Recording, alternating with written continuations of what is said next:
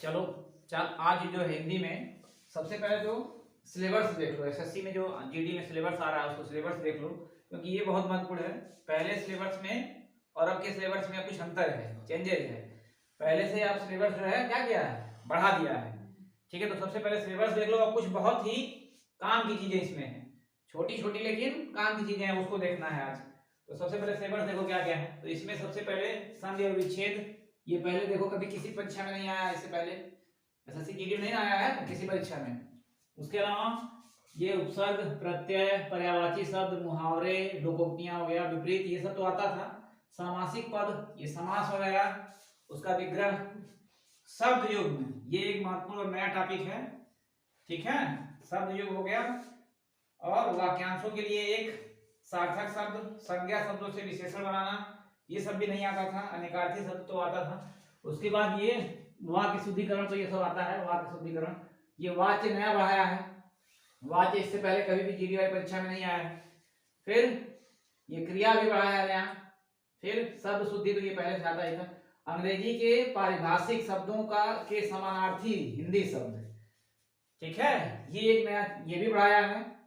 और ये भी महत्वपूर्ण है, क्योंकि यहाँ से क्वेश्चन ज्यादातर लोगों का अगर नहीं बढ़िया से तैयार करके जाएंगे तो गलत होगा। और सरल, संयुक्त और मिश्र अंग्रेजी वाक्यों के हिंदी में जो रूपांतरण हुआ है अंग्रेजी शब्दों का, और ये सब छोटे छोटे कार्यालयी पत्रों से संबंधित, ये सब छोटी छोटी, एसएससी में पहले ये सिलेबस नहीं था।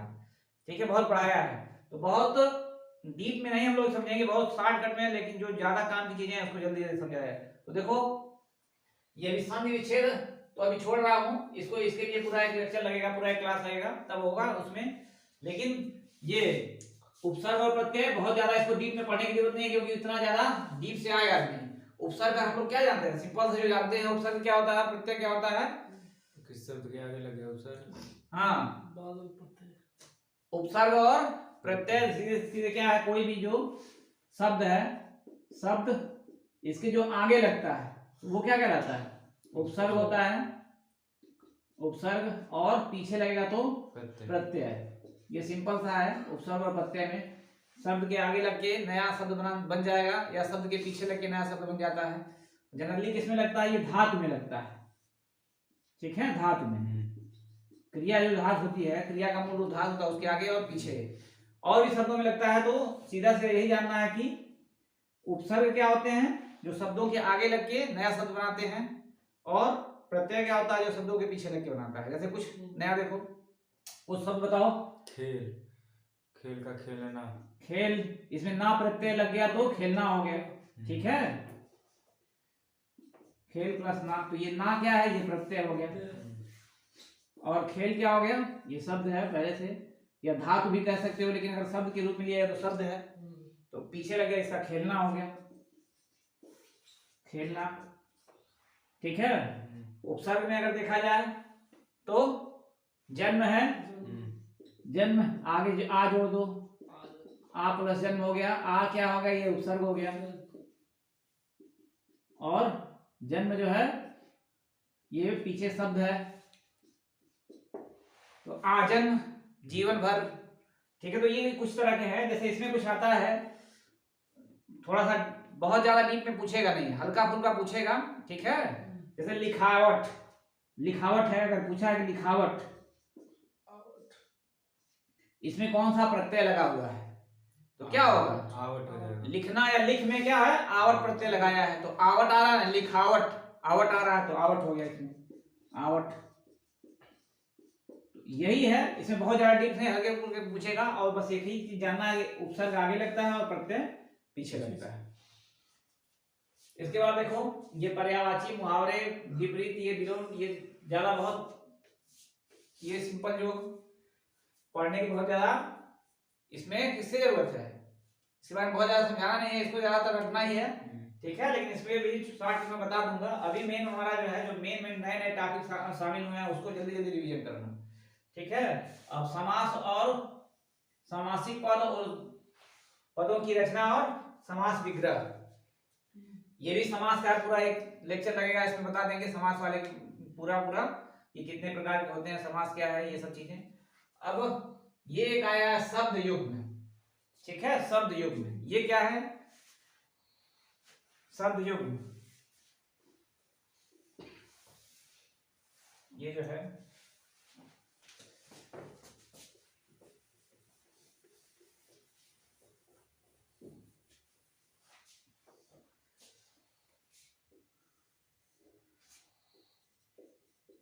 शब्द युग्म,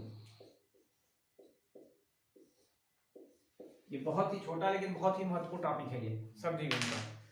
तो क्या होता है शब्द युग्म? जो जोड़े में है कोई शब्द। युग मतलब जोड़ा होता है, या शब्द मतलब शब्द, युग मतलब जोड़े में आए, एक साथ आए। तो इसमें यही सिंपल सा है कि शब्द युग में वे शब्द होते हैं जो क्या होते हैं, देखने में समान दिखते हैं या ध्वनि करने में समान ध्वनि दिखती है, लेकिन उसका अर्थ अलग अलग होता है। तो सिंपल सा लिखो कि समान ध्वनि वाले, समान ध्वनि परंतु क्या होगा, लेकिन अर्थ अलग अलग।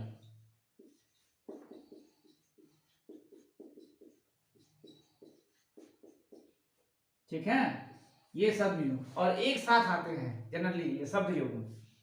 ध्वनि इनकी एक तरह की रहेगी लेकिन अर्थ अलग होगा। जैसे इंग्लिश में होता है डियर डियर, तो डियर एक डियर DEER है और एक DEAR है, तो एक भालू हो गया, एक प्रिय हो गया।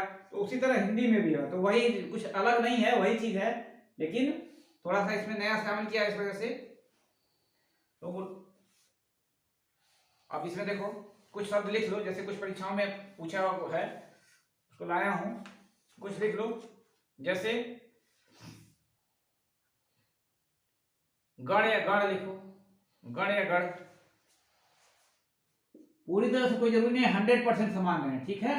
गण हो गया और गण हो गया, ठीक है, दोनों का उच्चारण लगभग समान है, थोड़ा सा अलग भी है लेकिन फिर भी समान है। तो गण और गण क्या होता है, ये आया हुआ क्वेश्चन है। गण मतलब क्या हो गया, काउंटिंग करने वाला, जिसको काउंटिंग किया जा सके, ठीक है। और गण मतलब समूह होता है, ठीक है। तो दोनों का अलग अर्थ है। गण का मतलब हो गया गिने जा सकने वाले, गिने जा सकने वाले, और गण का मतलब होता है समूह, लोग।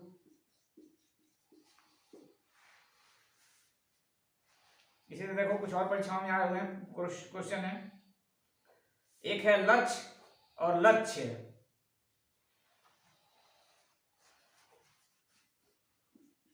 लक्ष्य और लक्ष्य, तो इसका मतलब होता है लक्ष्य मतलब होता है लाख, और ये लक्ष्य का मतलब टारगेट। कोई चीज जो इंग्लिश में जो कहा जाता है टारगेट या निशाना भी कह सकते हो, टारगेट या निशाना भी ये होता है।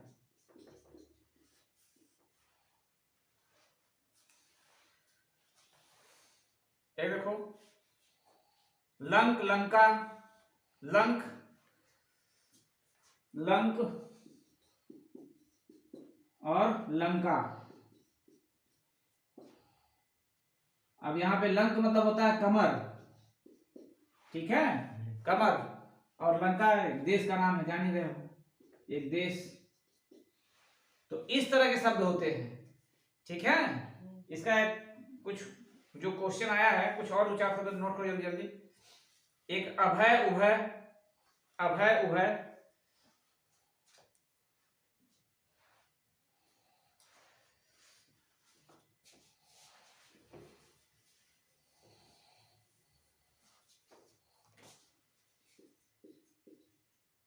अभय उभय, ठीक है। तो अभय मतलब क्या होता है, अभय मतलब क्या होगा, मतलब जिसे भय ना लगे या निर्भय कह सकते हो, ठीक है, निर्भय।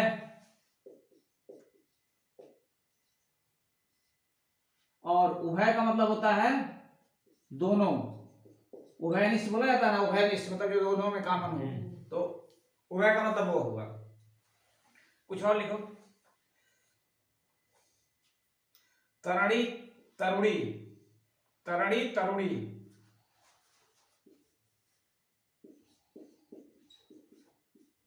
और तरुणी।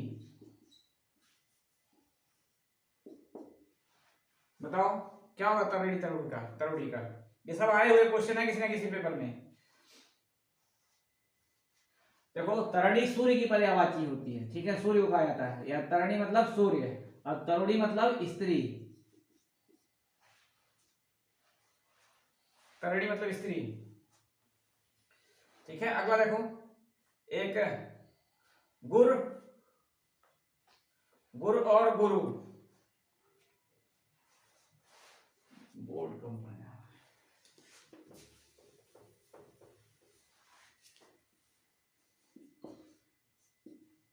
और गुरु, इसका बताओ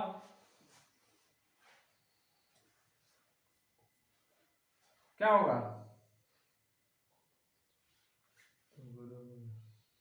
एक गुरु मतलब होता है उपाय, ठीक है, उपाय मतलब तरीका, और गुरु मतलब अध्यापक। हाँ अध्यापक या शिक्षक। ये गुरु मतलब होता है उपाय, और ये अध्यापक या शिक्षक जो भी कर दो।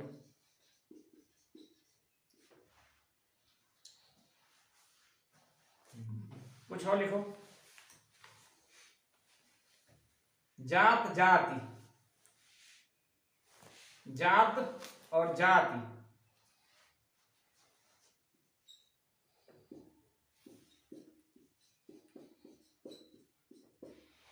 तो यहाँ देखो जात मतलब क्या होता है, इस जात में होता है पुत्र,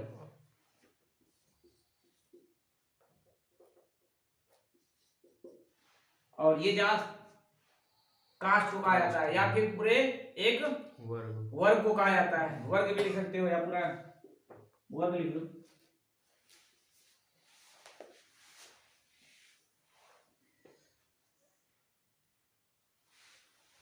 हो गया, तो अब समझ में आया शब्द युग्म क्या है। शब्द युग्म का मतलब सीधा सीधा यही है कि मतलब देखने में या सुनने में लगभग समान रहते हैं, लगभग, पूरी तरह से नहीं, लगभग, ठीक है, लेकिन उनके अर्थ अलग अलग होते हैं। जैसे जितना हिंदी का क्लास चलेगा 4-4-5 और बताता रहूंगा, क्योंकि ये जरूरी है, इससे एक क्वेश्चन आएगा तो एक प्रॉपर देखो तुम लोग जान, एक इसमें क्या होगा, एक जाना पहचाना सा शब्द रहेगा, हमेशा सुने रहो। जैसे इसमें इतने में देख लो तो उभय भी सुने हो अक्सर, इसमें तो अभय उभय दोनों तो सुनते हो। उभय मतलब जनरली सब लोग जानते हैं, तरुणी मतलब भी सब लोग सुने हैं, स्त्री, और ये गण भी सुना गया है, ये इसमें गुरु सुने ही हो, इसमें जात एक उसी से मिलता जुलता रहेगा उसका भी, तो वही थोड़ा सा तैयार करना है, ठीक है। तो ये बहुत जरूरी ये है शब्द युग्म। अब ये वाक्यांशों के लिए एक सार्थक शब्द और संज्ञा से विशेषण, हाँ इसको देख लो, ये वाला तो खैर कॉमन है, इसको भी फिर बता दूंगा। इसमें देखो संज्ञा शब्दों से विशेषण बनाना, ये भी एक महत्वपूर्ण है। संज्ञा शब्दों से, साधारण शब्द है लेकिन थोड़ा सा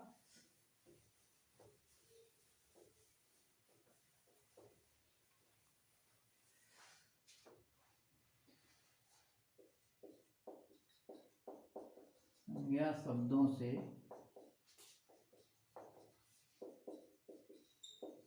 विशेषण बनाना।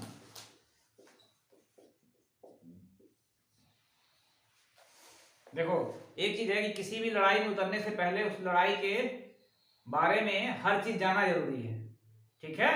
सामने वाले की सेना में कौन सा अस्त्र है, कौन सा शस्त्र है, तो ये सबसे ज्यादा जरूरी है कि ये सिलेबस तुमको तुम्हारे दिमाग में होना चाहिए, ठीक है। वैसे ही हिंदी में 25 मार देंगे, 20 मार देंगे, 20 है तो 20-20 नहीं होगा। पहले सिलेबस बढ़िया से जानना है, और जो छोटे छोटे टॉपिक है इसी में लोग गलती कर देते हैं, ज्यादा टाइम कर देंगे संधि विच्छेद में, उपसर्ग रटने में, लेकिन ये सब छोटे छोटे जो हैं इसमें, इससे आएंगे तो ज्यादा गलतियां हो जाएंगी, ठीक है। इसलिए इस पे जरूर विशेष ध्यान देना है। अब संज्ञा शब्दों से विशेषण बनाना है तो क्या मतलब है, संज्ञा शब्द उसको विशेषण में बदल देना। हाँ कोई भी संज्ञा शब्द है तो उसको विशेषण में बदलना है। तो जनरली कौन सी संज्ञा विशेषण में बदलती है, इससे पहले तुम लोगों क्लास में बताया जा चुका है। संज्ञा शब्दों से विशेषण बनाने में जनरली जातिवाचक से, ज्यादातर हाँ जातिवाचक, जातिवाचक जो संज्ञा होती है वही क्या होती है, इसी से विशेषण बनता है। और कुछ ऐसी संज्ञाएं जो भाववाचक होती हैं। अब जैसे देखो हाथ है, हाथ क्या है, संज्ञा है और जातिवाचक संज्ञा है। अब इसका विशेषण बनाओगे तो क्या हो जाएगा, हथियाना, हथियाना, हथियाना, ठीक है। और तुम लोग कुछ बताओ, कुछ बताओ जो संज्ञा हो और उससे विशेषण बनाना जाए। हम्म, पढ़ना या पढ़ क्या है, ये क्रिया है, ठीक है। पढ़ क्या है, ये क्रिया का जो मूल रूप शुद्ध रूप होता है उसको धातु बोला जाता है, धातु है। तुमको संज्ञा से विशेषण बनाना है, ठीक है। देखो चांद, चांद क्या है, संज्ञा। कौन सी संज्ञा होगी चांद, चांद कौन सी संज्ञा होगी, पुरुषवाचक एक ही है चांद।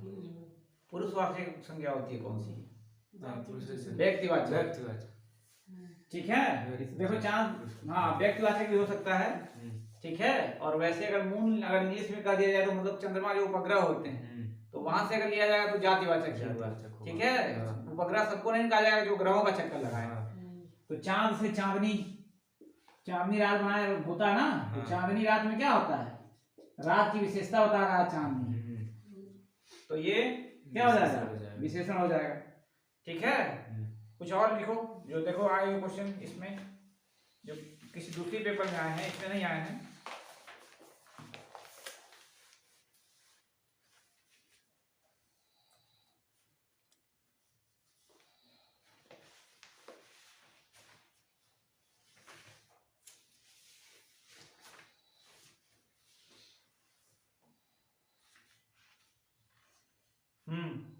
देखो हंसना नहीं, हंसना नहीं, युवा, युवा से क्या हो जाएगा, यौवन। ये भी आया हुआ क्वेश्चन है, युवा से यौवन, यौवन भी क्या है,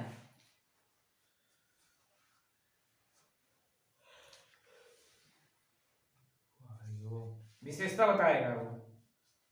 बच्चा से, बच्चा से बचपन, ठीक है, बच्चा से बचपन, ये सब क्या है, तुम संज्ञा को विशेषण में बदल रहे हो, ठीक है। कुछ और देखो आए हुए क्वेश्चन है, परीक्षा किसी किसी परीक्षा में पूछा है, लड़का से लड़कपन हो जाएगा, लिख लो। नारी से नारित्व, एक ये है नारी से नारित्व,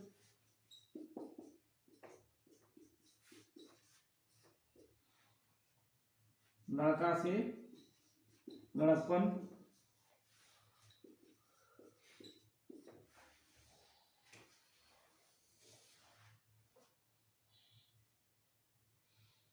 हो गया। शत्रु से शत्रुता, शत्रु से शत्रुता,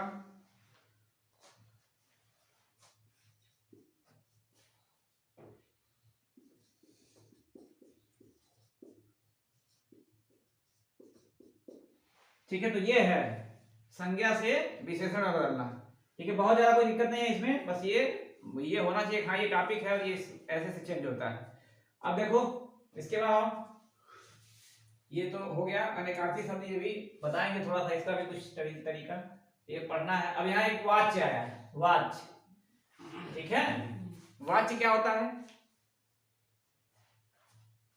वाच्य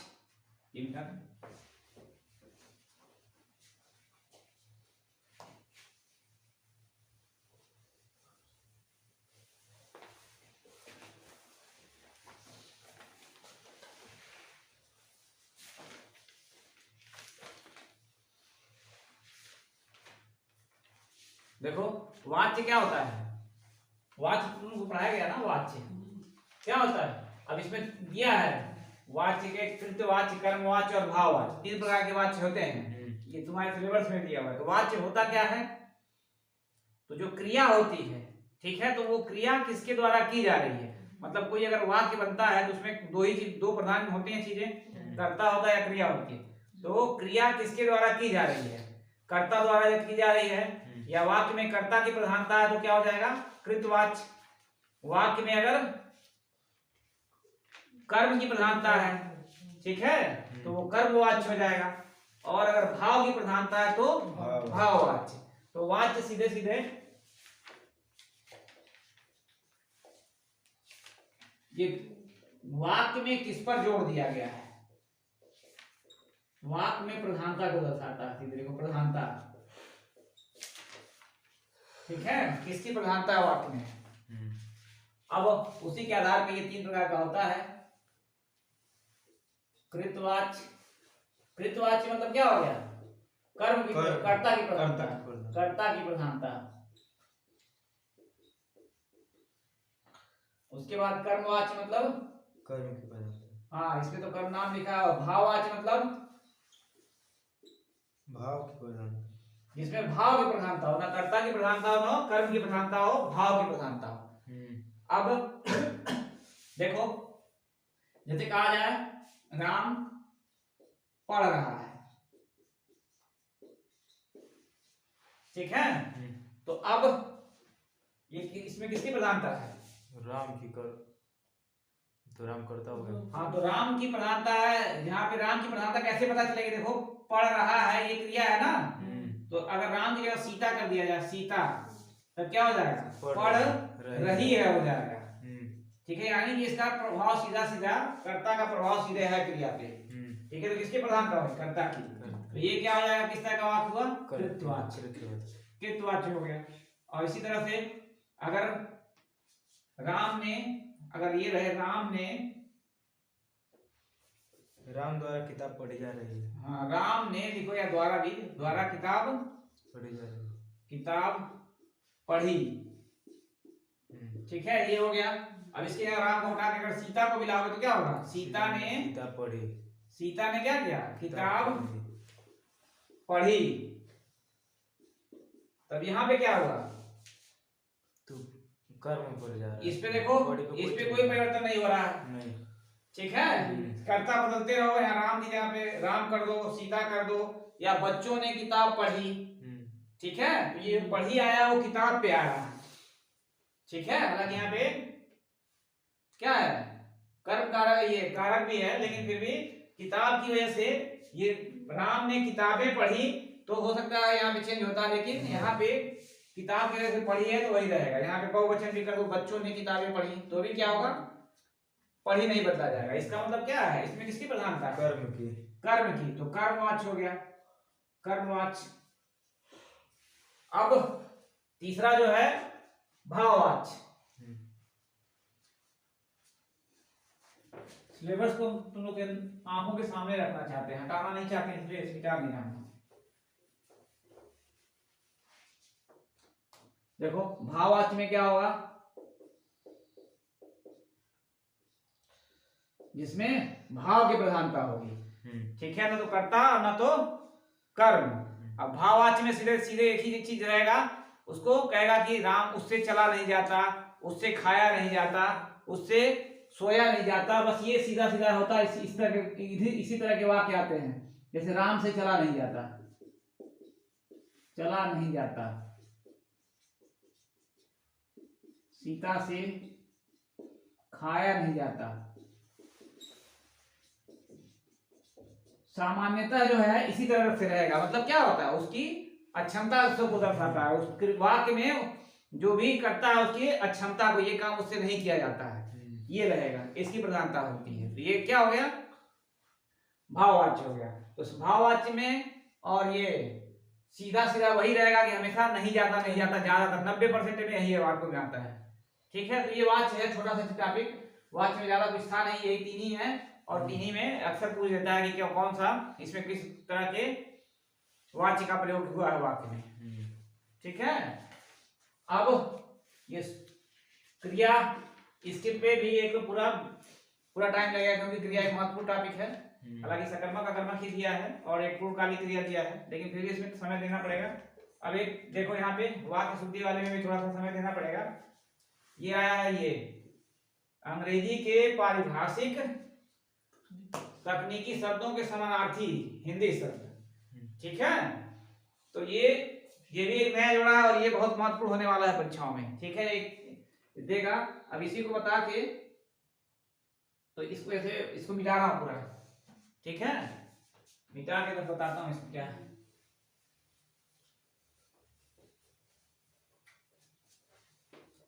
इसमें मेन है पारिभाषिक, पारिभाषिक शब्द क्या होते हैं।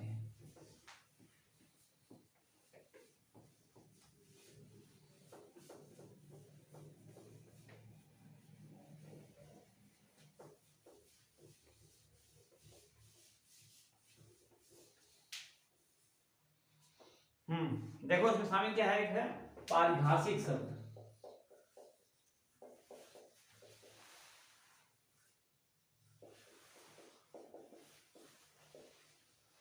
ये भी एक महत्वपूर्ण टॉपिक होने वाला है। बताओ क्या होता है पारिभाषिक शब्द?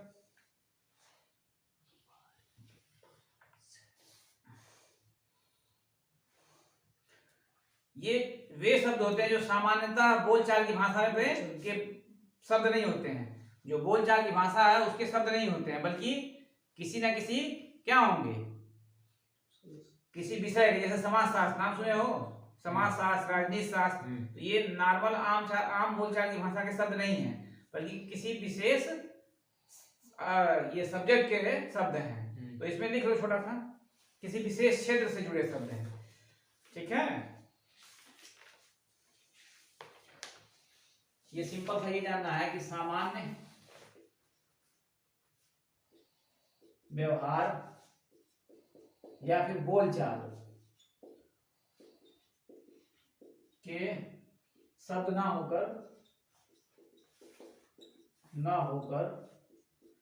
ये जो है विशेष क्षेत्र से जुड़े शब्द होते हैं। विशेष क्षेत्र से जुड़े शब्द।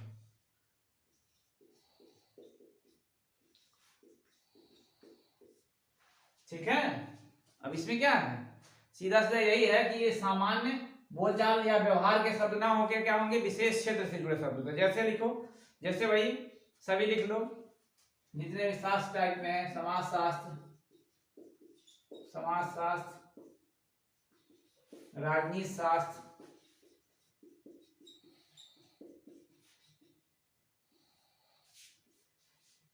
रसायन शास्त्र,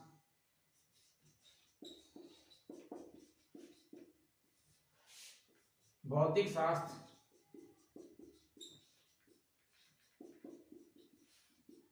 ये हो गए। और भी है, ठीक है, इसके अलावा और भी है।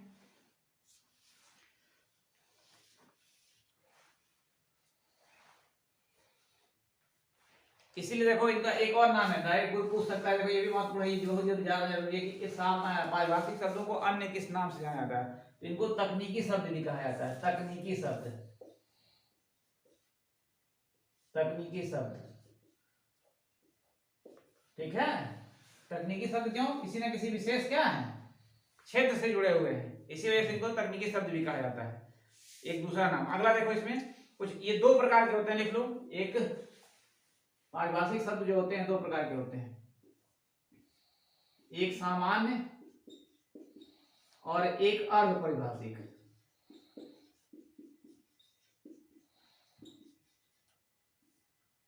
सामान्य परिभाषिक शब्द और एक अर्ध परिभाषिक शब्द। इसमें देखो, जैसे सामान्य में क्या है, अब इनका सामान्य अर्थ नहीं लिया जाएगा। जैसे कहा जा रहा है पतंग, पतंग क्या है, पतंग जो उड़ती है वही। तो ये तुम्हारे क्या है, तुम्हारे बोलचाल या तुम्हारे अपने हिंदी के डिक्शनरी का शब्द नहीं है ये। ठीक है ना, पतंग, पतंग हो गया। ये बोलने में तुमको लग रहा है, क्या लग रहा है कि हमारे क्षेत्र का है, हमारे, लेकिन पतंग हिंदी डिक्शनरी का शब्द नहीं है। ठीक है, इसी तरह से दांत हो गया, बुखार हो गया, ये सब क्या चीजें हैं, ये इनको पारिभाषिक शब्दों में रखा जाता है। ये कोई जरूरी नहीं कि शास्त्र ही रखे जाए। लिख लो, कुछ शब्द लिख लो।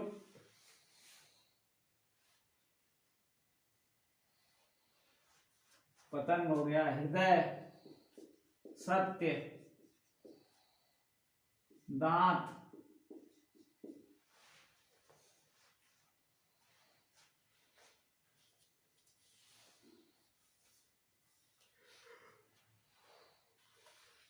हो गया।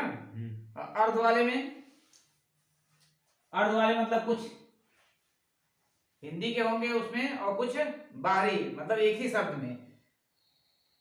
जैसे लिखो संधि, वर्ग, सुलह,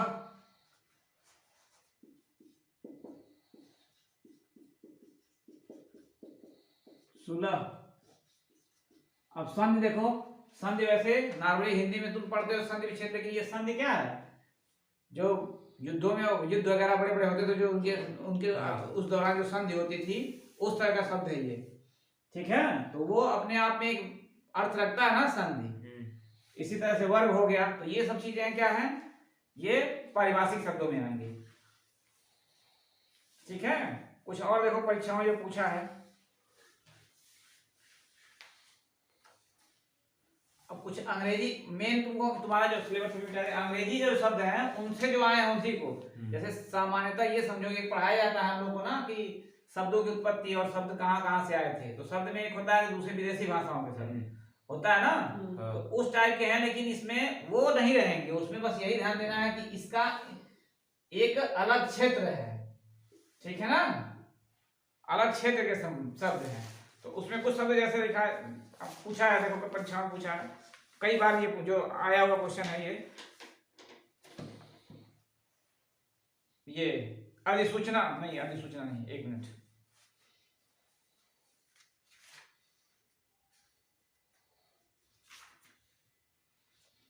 जैसे पूछा है कि विनिमय दर, विनिमय दर, ठीक है। तो विनिमय दर नॉर्मली हिंदी में प्रयोग नहीं होता है, नहीं। तो ये बाहरी है, लेकिन इसके लिए पूछा है कि विनिमय दर का शुद्ध अंग्रेजी शब्द क्या होगा। इंग्लिश से ट्रांसलेट करके हम लोग आए हैं हिंदी में इसको, ठीक है। तो एक्सचेंज, एक्सचेंज को विनिमय दर कहा जाता है। तो एक्सचेंज लिख लो इसको, एक्सचेंज, एक्सचेंज रेट पूरा पूरा हो जाएगा, एक्सचेंज रेट, हाँ रेट। इसी को ट्रांसलेट करके हम लोग हिंदी में लाए हैं विनिमय दर, ठीक है। ये आया हुआ क्वेश्चन है, देखो आरओ में आया था। इसी तरह से पूछा है विपरीत के लिए, विपरीत के लिए क्या है,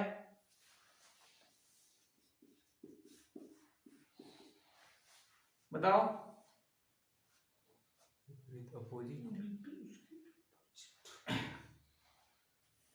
हाँ, विपरीत का अपोजिट लिख लो, अपोजिट होता है ना, तो अपोजिट का हिंदी में अनुवाद करके लाया गया है, अपोजिट।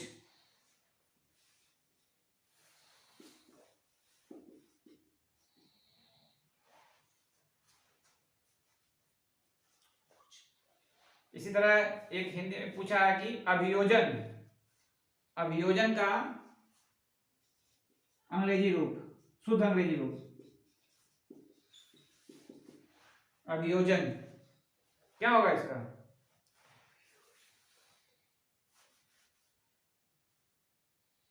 प्रोजेक्शन बोला जाता है, ठीक है, प्रोजेक्शन।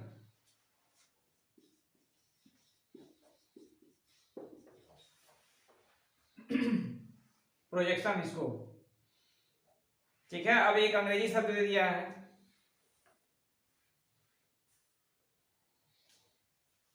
अंग्रेजी में पूछ दिया है एक्ट ऑफ मिसकंडक्ट का हिंदी शुद्ध है, हिंदी में रूपांतरण क्या होगा, एक्ट ऑफ मिसकंडक्ट, मिसकंडक्ट, इसका हिंदी में जो प्रयोग किया जाता है क्या किया जाता है,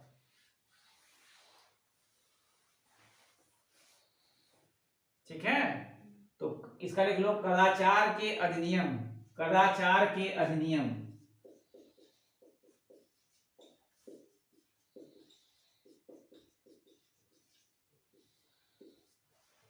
ये तो ये क्या है, जो अंग्रेजी से हिंदी में लाए गए हैं और पूरी तरह से हिंदी के शब्द ना होके उसको हम लोग क्या किया, ट्रांसलेट करके लाए, तो पूरी तरह से अब जो वो अंग्रेजी में उसका अर्थ होता है वो उसी तरह से हिंदी में नहीं आ पाता है, ट्रांसलेट करके आया हुआ है।